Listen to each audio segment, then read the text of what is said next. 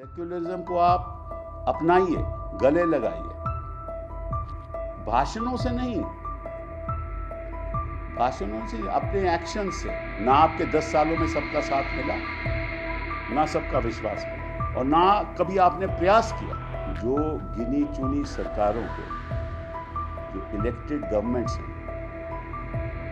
उनको तोड़ते हैं और अपनी सरकारें बना लेते हैं, वो असली राजनीतिक घुसपैठ है। एक इलेक्टेड सरकार को आपने कई ऐसे सरकारें गिराई, आप राज कर रहे हो। हिंदुस्तान का संविधान कहते हैं कि this is a secular country, और सेक्युलरिज्म को आप अपनाइए, गले लगाइए, भाषणों से नहीं, भाषणों से, अपने एक्शन से, बयानों से, बातचीत से, बर्ताव से। ऐसा लगे हर नागरिक को कि मेरे धर्म का कोई लेना देना नहीं है, मैं इस देश का नागरिक हूं, ये सरकार सब नागरिकों के लिए सब कुछ करेगी। असली मुद्दे देश के सामने जो हैं वो ये नहीं है। यूसीसी कोई ऐसा मुद्दा नहीं है जिससे देश आगे नहीं बढ़, जिसके बिना देश आगे नहीं बढ़ सकता। देश आगे तभी बढ़ेगा जब आप साथ इकट्ठा लेकर, सबका साथ सबका विश्वास जो आप बात करते हो, वाकई में उसका पालन करो। ना आपके 10 सालों में सबका साथ मिला, ना सबका विश्वास मिला, और ना कभी आपने प्रयास किया। जो देश के सामने मुद्दे हैं वो आर्थिक मुद्दे हैं सबसे बड़े। और जो घुसपैठियों की बात करते हो ना, मेरे से ये बात भी सुन लो, इस देश में सबसे बड़े घुसपैठिए कौन है, मैं आपको बताता हूं। जो गिनी चुनी सरकारों को, जो इलेक्टेड गवर्नमेंट्स हैं, उनको तोड़ते हैं और अपनी सरकारें बना लेते हैं, वो असली राजनीतिक घुसपैठिए है।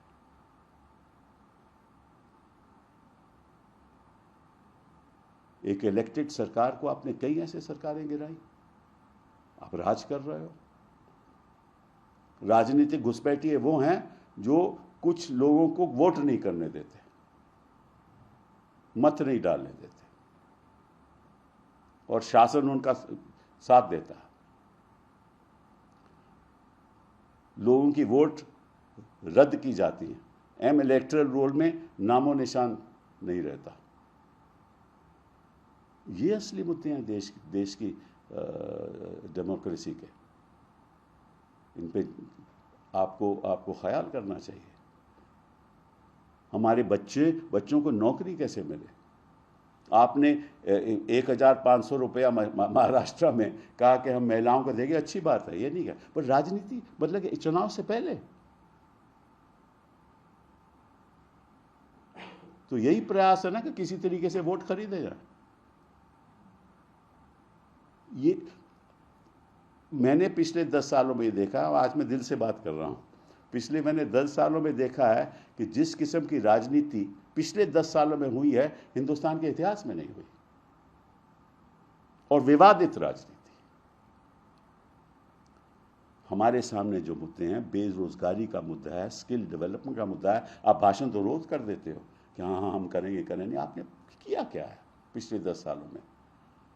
आप पहले कहते थे मुझे 60 महीने दे दो, 60 महीने दे दो, मैं बदल दूंगा हिंदुस्तान का नक्शा। फिर जब 60 महीने खत्म हो गए, आपने कहा कि मुझे 5 साल और दे दो, वो भी आपको मिल गए। फिर आपने वो चढ़ा शुरू कर दिया, राम मंदिर का मुद्दा, फिर 370 का मुद्दा, लेकिन जनता ने विश्वास नहीं किया। 5 अगस्त 2019 में आपने 370 खत्म कर दिया। चलिए, देश की भी यही मंशा थी, 370 हो गया, आपको राजनीतिक फायदा हुआ। आपने राम मंदिर बना लिया, आप वहां शिलान्यास करने गए, सब कुछ किया ना आपने, फायदा हुआ आपको। जनता ने फिर भी आपको पूर्ण बहुमत नहीं दी। इसका मतलब जनता नहीं चाहती कि आप विवाद के आधार पे राजनीति में आए। जनता चाहती है कि जो उनके जो समस्याएं हैं, शिक्षा की समस्या, स्किल डेवलपमेंट की समस्या, स्वास्थ्य की समस्या, महिलाओं की सुरक्षा की समस्या, जिसके बारे में आपने बात की और अच्छी बात की है, और यह बात आपको कई बार करनी चाहिए थी, क्योंकि कई पिछले 10 सालों में कई ऐसी घटनाएं हुई हैं महिलाओं के प्रति जो शर्मनाक हैं,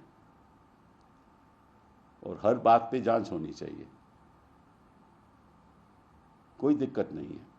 लेकिन ये असली मुद्दे हैं, महिलाओं को रोजगार कैसे मिले। महिलाओं के जो रोजगार है ना, वो कमती होता जा रहा है।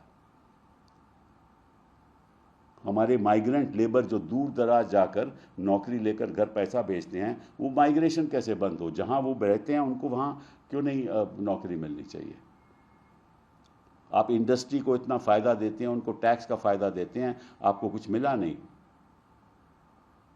अगर यही जो इलेक्ट्रल बॉन्ड आपने दिए हजारों करोड़ लाखों करोड़ में, अगर यही इलेक्ट्रल बॉन्ड आप नहीं लेते और यही स्किल डेवलपमेंट में खर्चा करते, तो हिंदुस्तान कहीं का कहीं पहुंच जाता।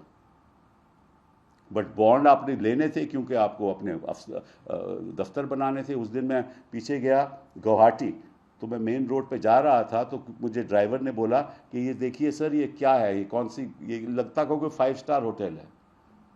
तो मैंने कहा मुझे तो नहीं मालूम साहब, ये बीजेपी का दफ्तर है,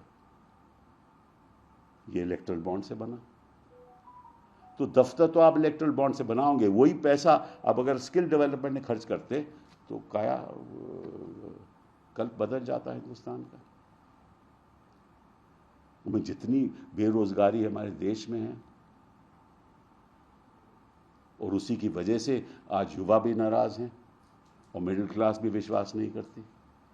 ये रियलिटी है।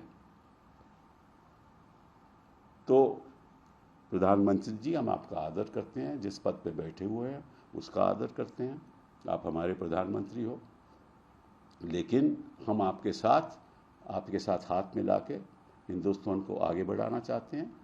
और ऐसे मुद्दे पार्लियामेंट में या आउटसाइड पार्लियामेंट आप बताइए, ताकि हम आपका साथ दे सकें। विवाद से कुछ नहीं मिलने वाला, राजनीति जो है वो भी रह जाए।